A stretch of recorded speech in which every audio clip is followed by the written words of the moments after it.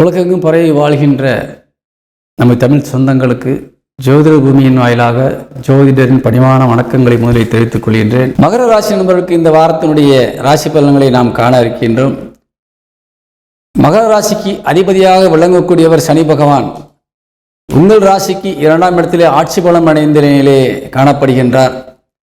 மிகுந்த ஒரு சக்தி வாய்ந்தவராக அங்கே இருந்து கொண்டிருக்கின்றார்.